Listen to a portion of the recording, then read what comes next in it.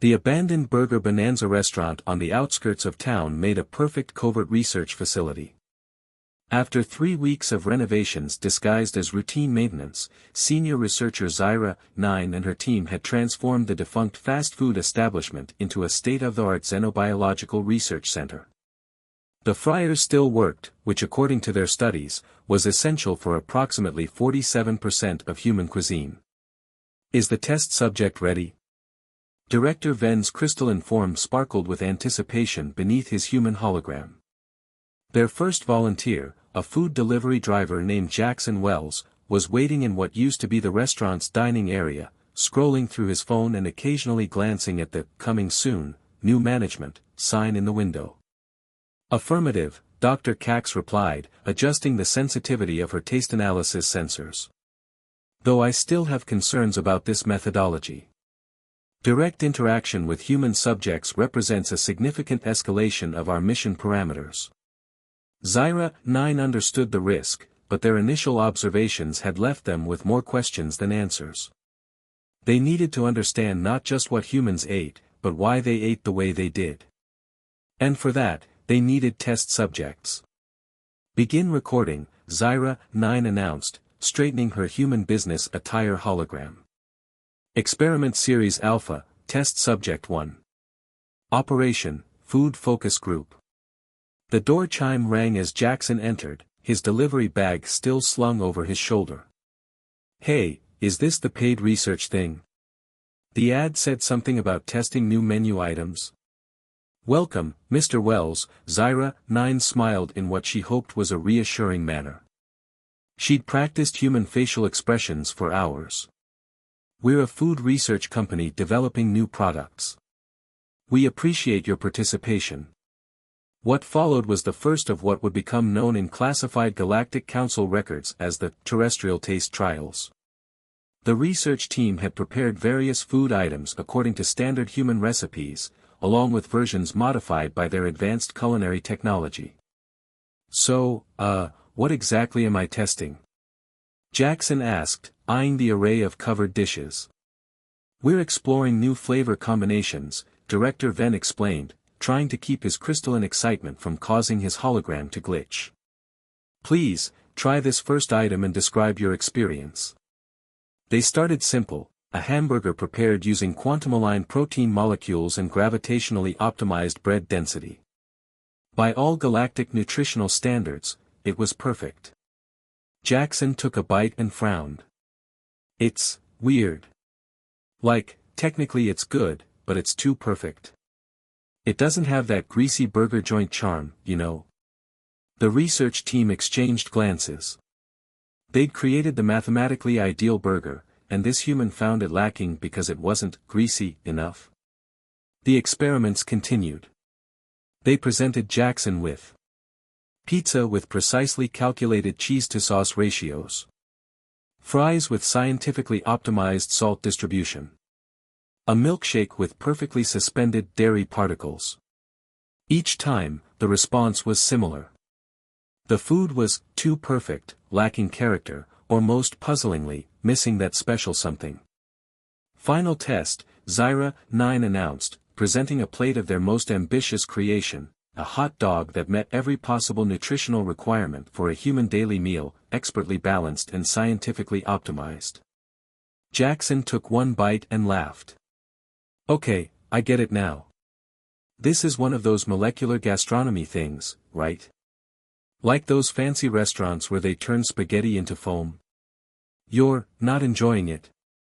Dr. Cax asked, her antennae drooping beneath her hologram. I mean, it's interesting, Jackson shrugged, but sometimes you just want a regular hot dog, you know? Something that reminds you of baseball games with your dad or late nights at college. Food isn't just about perfect flavors, it's about memories and feelings too. The concept struck the research team like a meteor impact. They'd been so focused on the physical and chemical properties of human food that they'd completely overlooked its emotional and social dimensions. Inspired by this revelation, they expanded their research. Over the next few weeks, they interviewed dozens of subjects, each bringing new insights. A grandmother explained how slight imperfections in her cookies made them special. A food truck owner described how his slightly charred tacos created character. A college student detailed why 3 a.m. pizza tasted better than any other pizza, regardless of quality. This is unprecedented, Zyra, 9 declared during their weekly research review. Humans don't just eat for sustenance, they have an emotional bond with their food. They actually prefer some forms of imperfection because it creates what they call authenticity. But how can we quantify this? Director Venn wondered, his crystalline structure clouding with confusion. How do we measure character or soul in food? Their breakthrough came from an unexpected source. One evening, while reviewing their data, they accidentally left a batch of experimental cookies in their modified oven too long. The resulting treats were slightly burned on the bottom, a clear failure by their standards. However, when they offered these failed cookies to their next test subject, the response was enthusiastic. "These are just like my mom used to make," the subject exclaimed. "She always said a little burn means they're made with love." This led to a radical shift in their research approach. Instead of trying to perfect human food, they began studying its imperfections. They analyzed the exact degree of char that made a burger perfectly imperfect, the optimal inconsistency in pizza cheese distribution, the precise amount of crystallization that made ice cream homemade. As their understanding grew, so did their appreciation for humanity's unique relationship with food.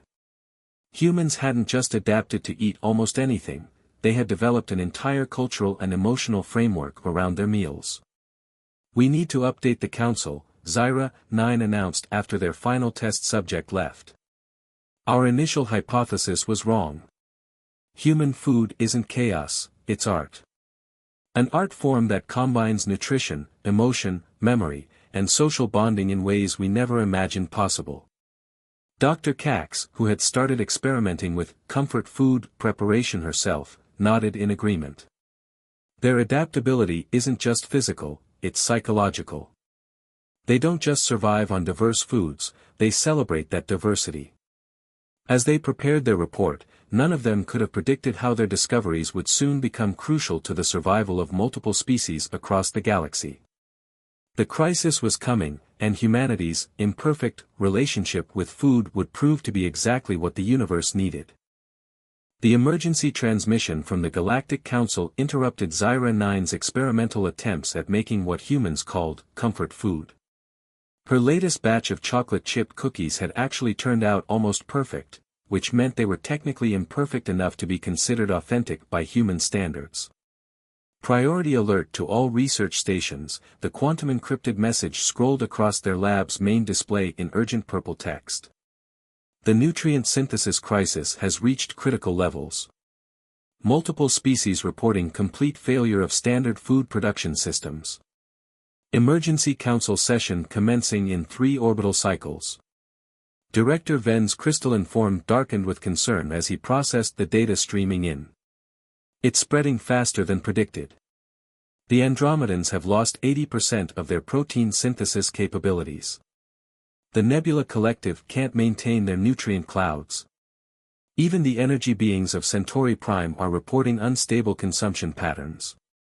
"How many species are affected?" Dr. Cax asked, her antennae drooping as she scrolled through the reports. "Over 300 at last count," Zyra, 9 replied grimly. "All dependent on synthesized, standardized nutrition. All facing the same mysterious degradation of their food production systems. It's as if the universe itself has decided that perfect food is no longer viable." The irony wasn't lost on any of them. They'd spent weeks studying humanity's seemingly chaotic approach to nutrition, only to discover that the carefully controlled feeding systems used by most advanced species were now failing catastrophically. Their converted burger joint laboratory had become something of a second home, its walls now covered with charts tracking human dietary habits and their effects. What had started as a quirky research project might now hold the key to preventing a galactic famine. "Pull up the comparison data," Zyra, 9 ordered, her tentacles flying over the holographic controls. Everything we've learned about human dietary adaptation. There has to be something we can use. The air filled with floating displays showing their research findings. Humans could process nutrients from almost any organic matter. Their digestive systems adapted to new food sources within generations. They thrived on variety rather than standardization. Their bodies could extract energy from seemingly inefficient sources. They actually performed better with irregular feeding patterns. Look at this pattern, Dr. Cax pointed to a particular dataset. Every time we tried to perfect a food item for our test subjects, they preferred the imperfect version. What if that's not just a preference? What if it's an evolutionary advantage? Director Ven's crystalline structure brightened with sudden understanding. The rest of us evolved to require perfect nutrition. We engineered our food supplies to match, creating increasingly standardized systems. Which made us increasingly vulnerable, Zyra 9 finished the thought. One systemic failure affects everyone equally because we're all eating the same perfectly calibrated nutrients. Their discussion was interrupted by a familiar voice from the restaurant's front door. Hey, is this a bad time? The sign says you're closed, but I saw the lights on. It was Jackson Wells, their first test subject, holding a bag of what their sensors identified as Chinese takeout. Actually, Zyra 9 said, making a quick decision, your timing is perfect. We need a human perspective on something rather urgent. Over the next hour, they explained the situation to Jackson, not in terms of galactic politics, but as a theoretical problem. His response was surprisingly insightful. So basically, you've got a bunch of people who only eat one perfect thing, and now that perfect thing is going bad. He took another bite of his kung pao chicken. Sounds like they need to learn to adapt, like how I switched to this place after my favorite Thai restaurant closed. Different, but still good, you know. But how do you handle the uncertainty? Director Ven asked, genuinely curious. Never knowing if your next meal will be properly optimized. Jackson laughed. That's kind of the fun part, isn't it? Sometimes you get an amazing meal, sometimes it's just okay, but you learn to work with what you've got.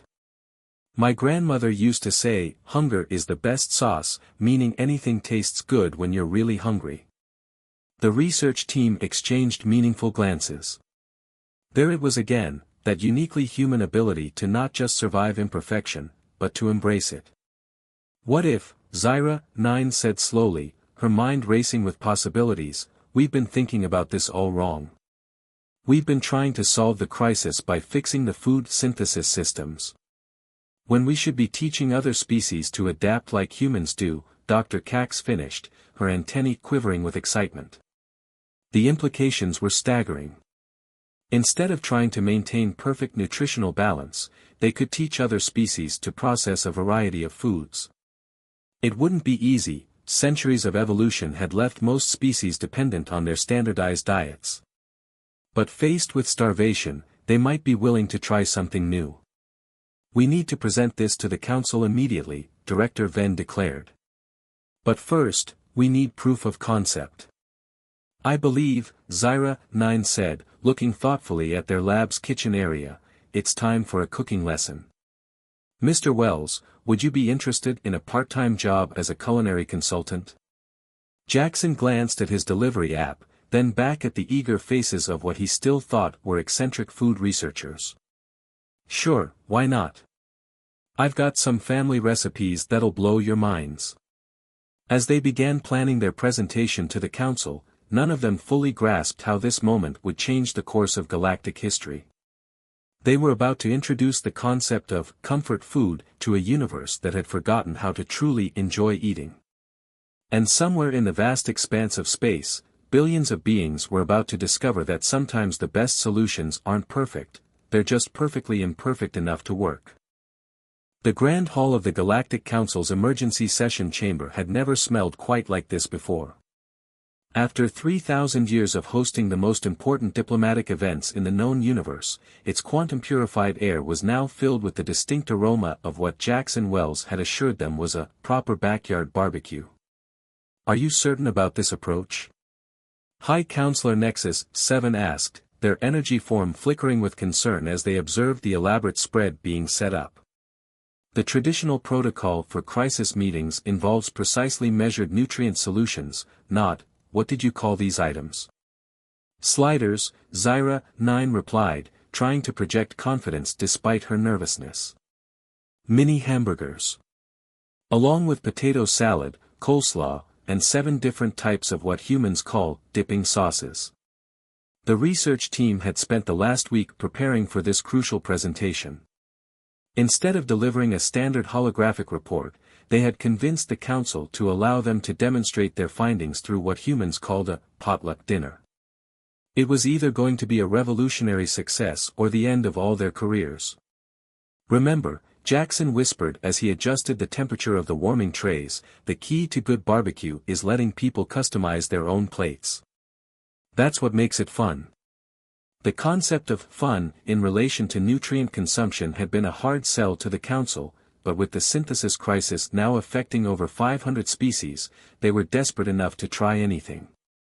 Representatives from affected worlds began filing into the chamber, their various forms expressing everything from curiosity to obvious distress at the unfamiliar smells. The vapor beings of Nebula 6 had to be contained in special force fields to prevent them from accidentally absorbing the food aromas and becoming intoxicated. Esteemed council members and distinguished representatives, Director Venn began, his crystalline form carefully projecting an image of scientific authority. We present our solution to the nutrient synthesis crisis, Operation Comfort Food. What followed was either the most unusual or most revolutionary diplomatic dinner in galactic history, depending on who you asked. The research team had prepared modified versions of human comfort foods adapted for various alien physiologies. Energy field empanadas for the beings of pure light. Quantum-shifted mac and cheese for silicon-based life forms. Gaseous grape soda for the vapor entities. Crystallized curry for the mineral-based species. The key finding of our research, Dr. Cax explained as she demonstrated proper chip dipping technique to a fascinated group of tentacled diplomats, is that imperfection in nutrition isn't just acceptable, it's beneficial. Humans have thrived by adapting to countless food sources, and we can learn from their example. The reactions varied wildly. Some representatives were immediately enthusiastic, particularly those from worlds already experiencing severe food shortages. Others were more hesitant, their species having relied on perfectly calibrated nutrition for so many generations that the very concept of variation seemed dangerous. The turning point came when a young Andromedan diplomat, their plasma form swirling with uncertainty, took what humans would call a leap of faith and consumed an entire energy field empanada in one gulp. The chamber fell silent, everyone watching for signs of distress. Instead, the diplomat's plasma form began to glow with an entirely new spectrum of colors. This is fascinating, they announced. The energy distribution is completely chaotic, and yet I feel more invigorated than I have in cycles. How is this possible? That's what we call a food rush, Jackson grinned, having become surprisingly comfortable in his role as humanity's culinary ambassador. Pretty cool, right? The success of the empanada sparked a wave of culinary courage. Soon, representatives from across the galaxy were trying various dishes, experiencing for the first time what humans called flavor and texture. Not everything went smoothly. The crystalline beings discovered they had to be careful with carbonated beverages, as the bubbles could cause temporary refraction issues. A group of energy entities became perhaps too enthusiastic about spicy foods, leading to what Jackson termed a cosmic hot sauce incident that briefly threatened to destabilize the chamber's gravity. But amid the chaos, something remarkable was happening. Species that had never before deviated from their strict nutritional programs were discovering that their bodies could adapt to new forms of sustenance. More importantly, they were discovering that eating could be more than just survival, it could be an experience. This is unprecedented, High Counselor Nexus 7 declared, their energy form still sparkling from sampling quantum-shifted nachos. But how do we implement such a radical change across multiple civilizations? Our entire infrastructure is built around synthesized nutrition. That's where Earth comes in, Zyra, 9 explained, her tentacles gesturing excitedly. We propose establishing what humans call cultural exchange programs. Earth has thousands of culinary traditions, each adapted to different conditions and preferences.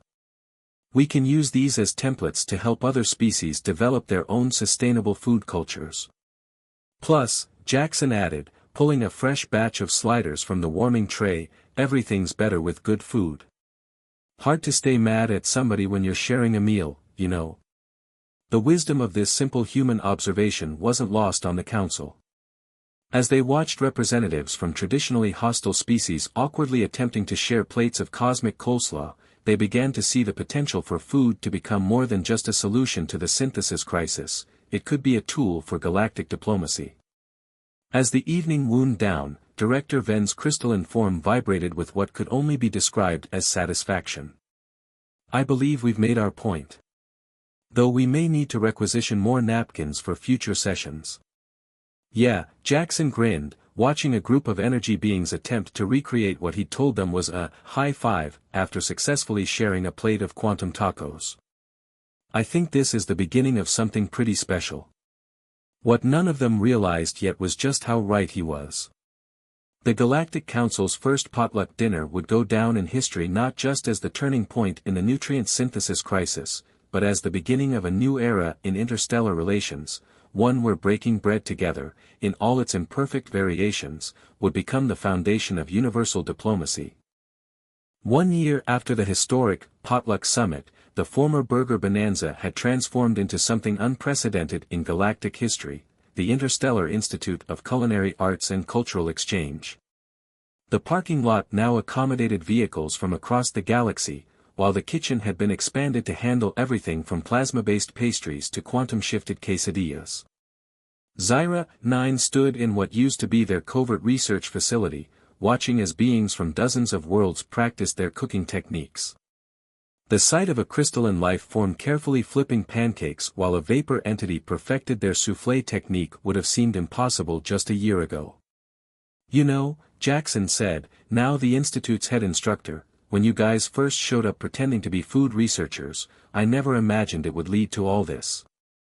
He gestured at the bustling facility, where their original experiment in adaptation had grown into a movement that was transforming galactic society.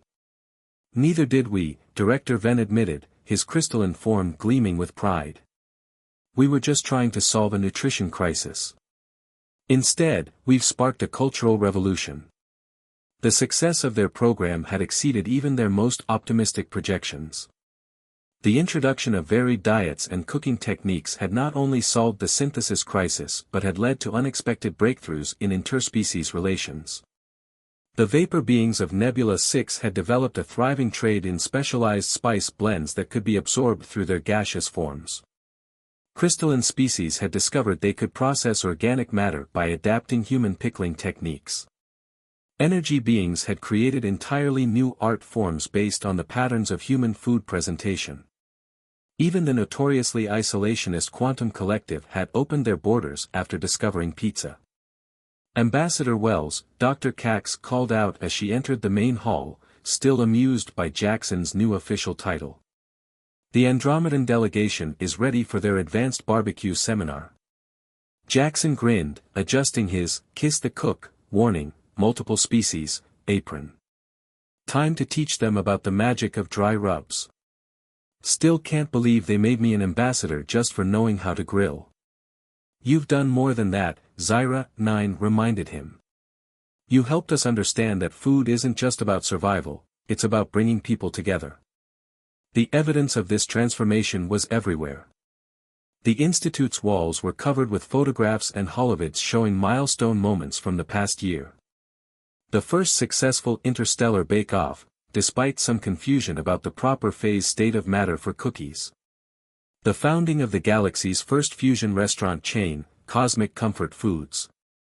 The historic peace treaty between two warring systems, negotiated entirely over a shared meal of modified macaroni and cheese. Even the Galactic Council had changed.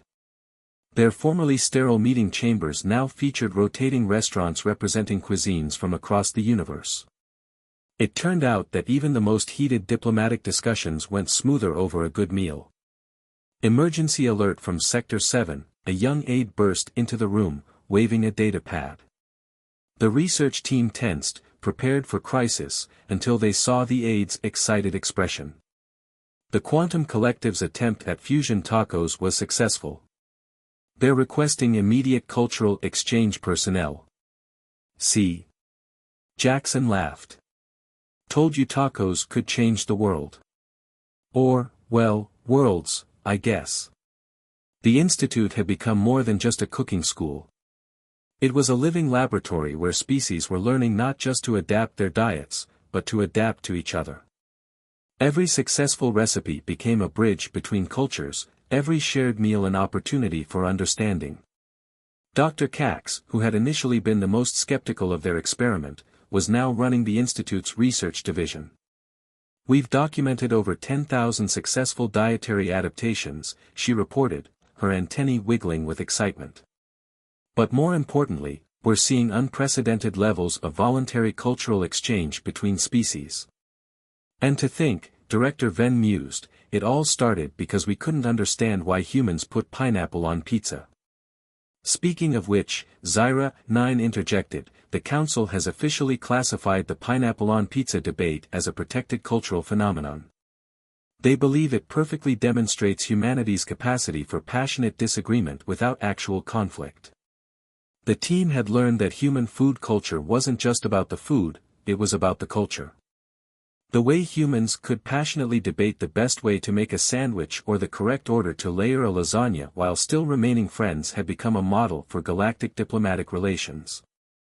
As they watched a group of new students from across the galaxy attempt their first Earth-style potluck dinner, Jackson summed it up perfectly. You know what's really cool?